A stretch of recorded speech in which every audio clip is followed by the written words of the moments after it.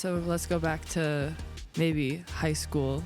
D'Angelo, you said no Power 5 offers. Would you have ever imagined yourself to be in the position that you are right now? You can say yes, because there's some people who are like, yeah, they believe in yourself, and that's amazing, but really to the extent of it. Yeah, it definitely was a goal of mine to get Power 5. I felt like I was one of the kids that were always overlooked. I went to a powerhouse school, like a school that had a lot of colleges coming through, but they never recruited me.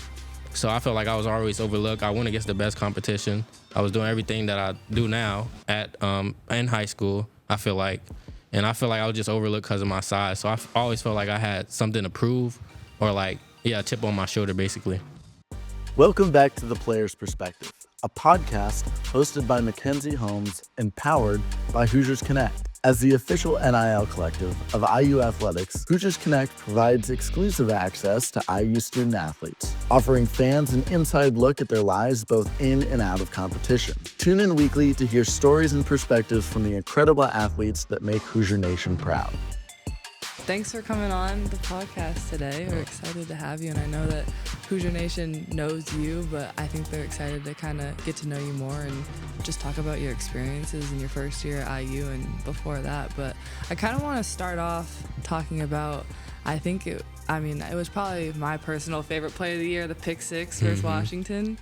Do you want to talk about or just walk us through that moment and kind of the environment and what that felt like for you, just like through the whole play? You can start from the whole play. I mean, just to describe the play, it was just a play that people dream of. I mean, me coming off the edge on a blitz and to see the quarterback throw the ball and it coming right to me with all the green grass in front of me, like that's just a play I dream of, like since I was a kid.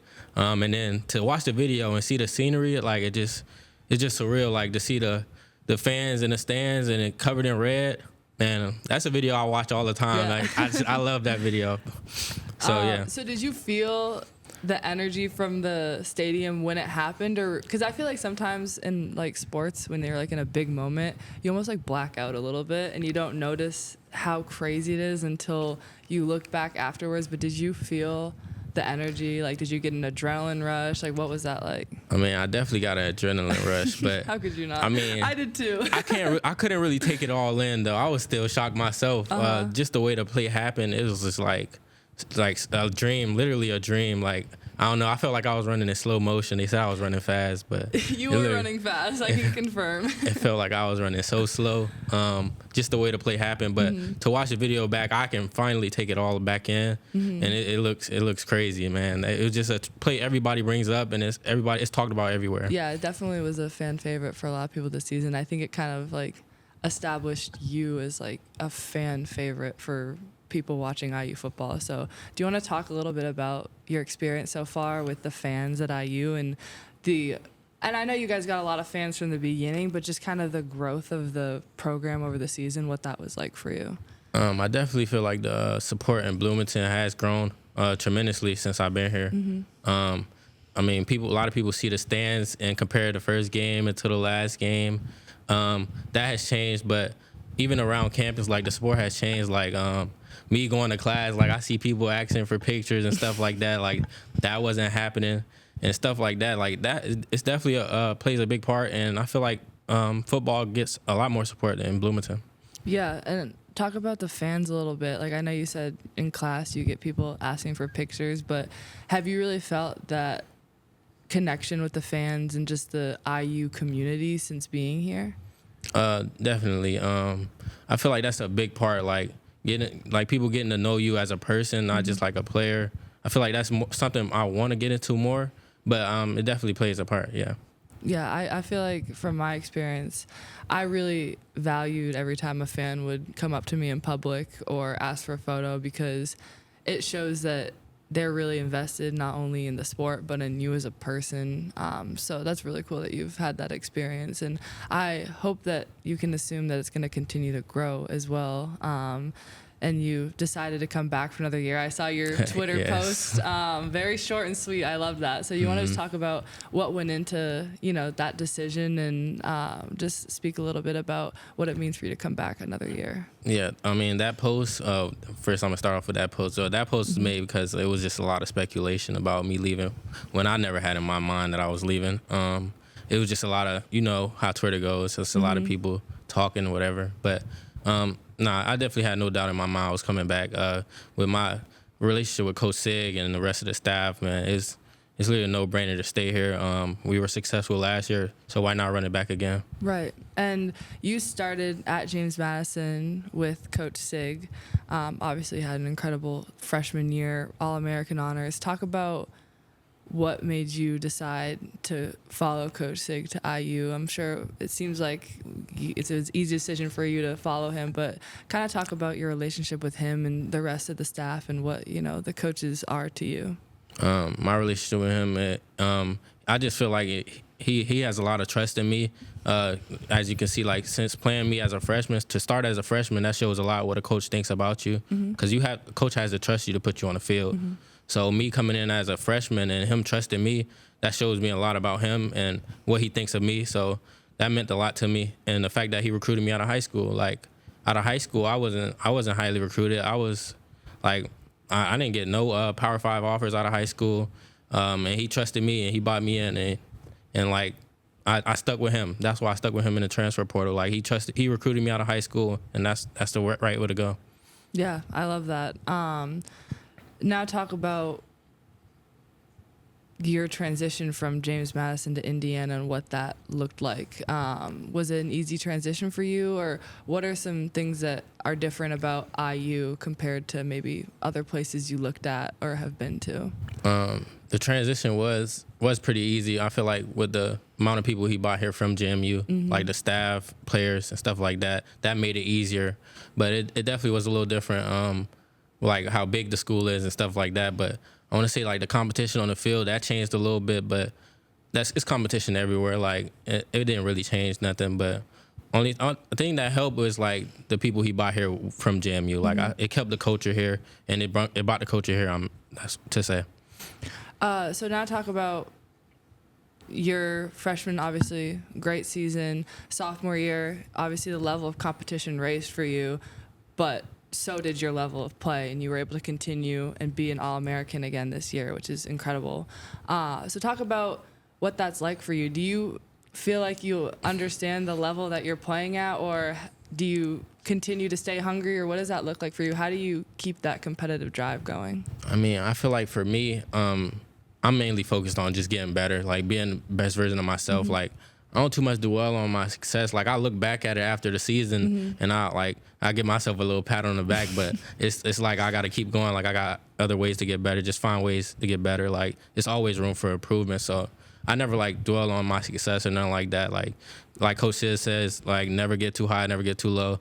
I like to just keep myself slow and steady and just get there. So yeah. So let's go back to maybe high school. D'Angelo, you said no Power 5 offers. Would you have ever imagined yourself to be in the position that you are right now? You can say yes, because there are some people who are like, yeah, they believe in yourself, and that's amazing, but really to the extent of it. Yeah, it definitely was a goal of mine to get Power 5. I felt like I was one of the kids that were always overlooked. I went to a powerhouse school, like a school that had a lot of colleges coming through, but they never recruited me. So I felt like I was always overlooked. I went against the best competition. I was doing everything that I do now in high school, I feel like. And I feel like I was just overlooked because of my size. So I always felt like I had something to prove, or like, a chip on my shoulder, basically. So you feel like you've always had that capability in you? Yes. So talk about yourself as a high schooler, kind of what got you into football and what has shaped you to be the competitive person that you are today. I feel like where I'm from, Miami, Florida, it's a lot of kids like me there. Like football is like literally what all they know down there. It's literally like a football state. I feel like I just grew up on football. I started playing football when I was 4 years old. So that's really like I grew up playing football. So it's really all that I know. Like it made me who I am today. and I've been playing for 4 years since 4 years old, and I'm 20, so it's 16 years. So that's really all I know. And coming out of Miami Gardens, Florida, it's a lot of kids just like me. That's all they know. So yeah.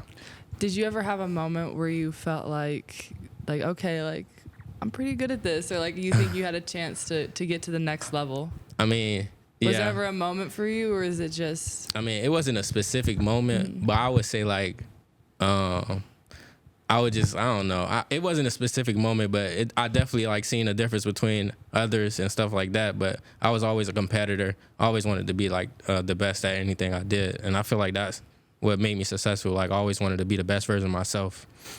Something I've noticed is it seems like there's a kind of an alignment between Coach Sig and his players as far as how they're driven and the competitive drive they have. Can you talk about Coach Sig a little bit as a leader and what that looks like? Because I know I played for Coach Morin, who is the women's basketball head coach, and she's the most competitive person I know. So she leads a really competitive group of women. So what does that look like for him? And just talk about him as a leader and his leadership style and stuff that you've maybe learned from him. He's a great leader. He don't speak too much, but when he speaks, it means something. So the type of coach he is his way or no way. You gonna do it his way, or you gonna find somebody else to do it. So I mean, that's the way it's supposed to be. Mm-hmm. And he's just a great leader. I mean, like, anybody will tell you, like, what he says, it speaks volume. Like, because the fact that he doesn't talk too much, it makes it so, like, when he does say something, like, you have to listen. Like, it's important. So it's just the type of leader he is, and I feel like he pushes the coaches as well. He don't just push the players. That's one thing I noticed about him too. Like, it's other coaching staffs probably get on the players and stuff like that, but he pushes the coaches, and which also makes the players better. So I feel like that's a good thing that he does too. And I feel like I'm sure seeing him push not only you guys but the coaches, probably you see that, and it probably pushes you guys even more as well. Yeah. Talk about your positional coaches and the relationships you have with them as well, and kind of how they've helped shape you this past year and moving forward. Coach Rai Ojong, he definitely got me way better today this year. I felt like he definitely sharpened my technique. Coming from JMU, I felt like before coming here, I felt like I had good technique, but when I met him, he found ways to get me better, and I feel like he prepared me well for each and every game. It was not one play that we didn't go over in practice. Like, he came up with every situation. I feel like he just prepared us well just for football knowledge. He gave us that. He prepared me for different things like down and distance and stuff like that. So I feel like he's one of the best in the game, I'm not going to lie. So preparation-wise, you would say you guys go really in-depth into each team that you play. And I know the Big Ten is a great conference for football. So just talk about the preparation that you guys do day in and day out for each game that you have. Yeah, Coach Brian Haynes, he's another coach. I think he's one of the best in the game. He's a big part of why we're so successful. I feel like he prepared us well too. His scheme, and he schemes up every team, and it's something different each and every week. So they don't know like what to pick up on, because it's something different each and every week. And I feel like his situational awareness is also good too. It made us better towards the end of the season. I feel like he's one of the best in the game, like I said. Mm-hmm. So moving forward to your junior year, what areas are you looking to grow the most in and really just hone in on and improve moving forward as a team and individual? Okay. I would say for me, like being a vocal leader. I feel like I'm more of the type of guy to lead by example. I don't really say too much, but with the younger guys coming in, I've been talking to them some more, just knowing that they look up to me. So I just had to open up to them and teach them things and actually talk to them, not just show them. And I feel like that's a big thing for me, stepping into that leadership role, even though I was looked at as a younger guy last year. But I feel like it's time for me to step into that leadership mode. And for the team, I would say just take one day at a time and find ways to get better.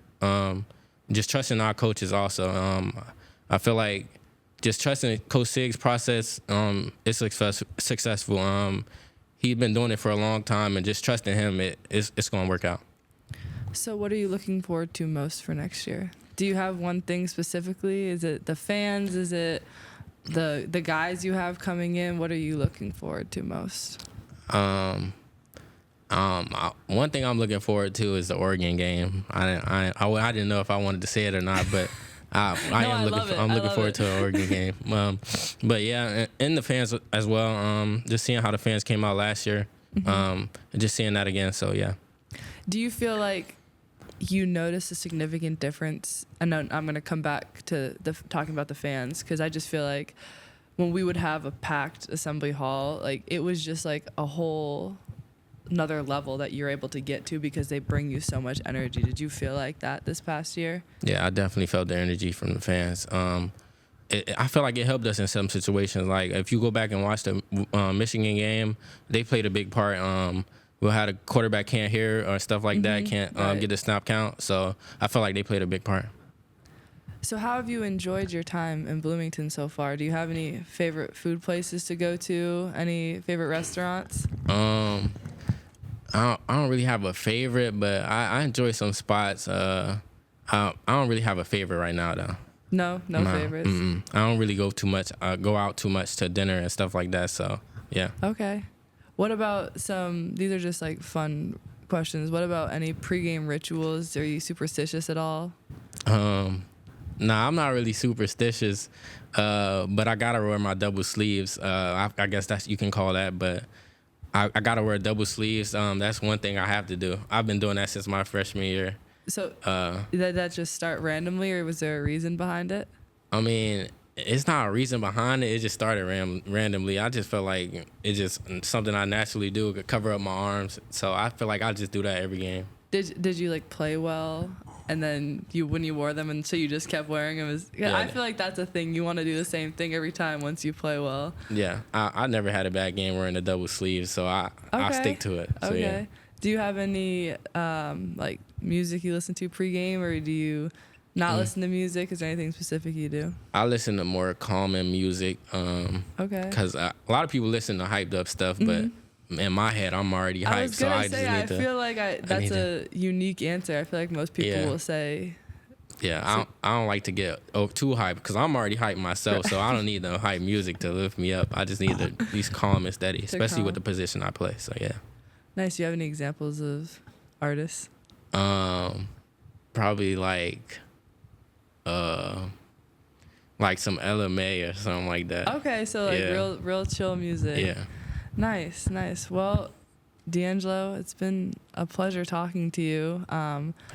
Is there anything you'd like to talk about, just these last moments, just about maybe your experience or just IU in general, the fans, that they might want to hear about you or your experience here?